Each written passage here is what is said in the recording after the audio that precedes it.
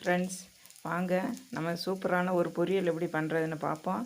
இது வந்து பலாப்பழத்தில் இருக்கிற கொட்டையை எடுத்து சுரண்டி உப்பு மஞ்சத்தூள் இது போட்டு வேக வச்சு எடுத்து வச்சுருக்கேன். இது வந்து கடலைப்பருப்பு வேக வச்சு எடுத்து வச்சுருக்கேன். இது தேங்காய் துருவல் எடுத்து வச்சு சுரண்டி வச்சுருக்கேன். இதில் வந்து நான் சட்டியை காய வச்சு தேங்காய் எண்ணெய், பச்சை மிளகா, வெங்காயம், கறிவேப்பிலை போட்டு வதக்கிக்கிட்டு இருக்கேன். ரெடி ஆயிடுச்சு. இது கூட நம்ம சக்கை குருவை எடுத்து இது கூட போடுவோம்.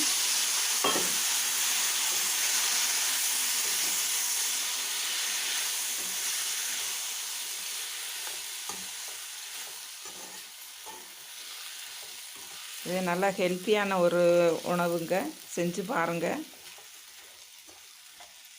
கேன்சருக்கெல்லாம் இது ரொம்ப நல்லது, கேன்சரை தடுக்கும்.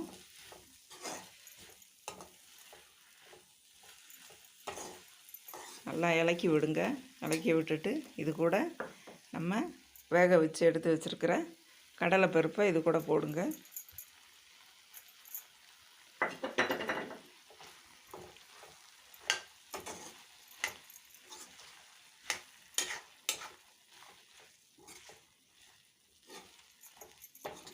இதே ரசம் சாதத்து கூட வச்சு சாப்பிடலாம்.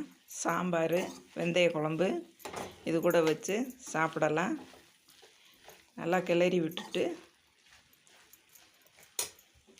இது கூட இந்த தேங்காய் துருவலை சேர்த்துக்கிடுவோம்.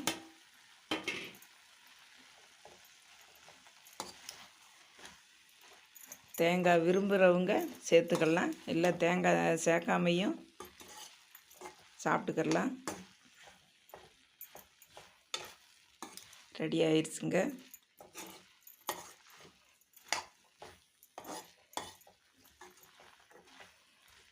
அவ்வளவுதான். இதை எப்படி நம்ம சர்வ் பண்ணுறதுன்னு பார்ப்போம்.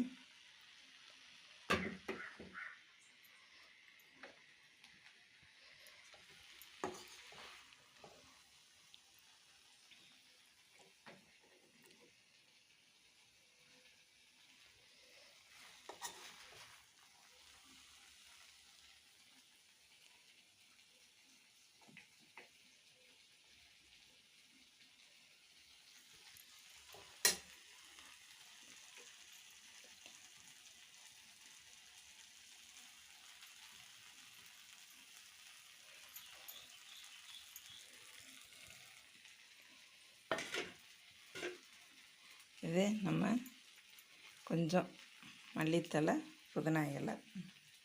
ஓகே ஃப்ரெண்ட்ஸ், இது மாதிரி செஞ்சு பாருங்கள். செஞ்சு சாப்பிட்டு பார்த்துட்டு எப்படி இருக்குன்னு சொல்லுங்கள்.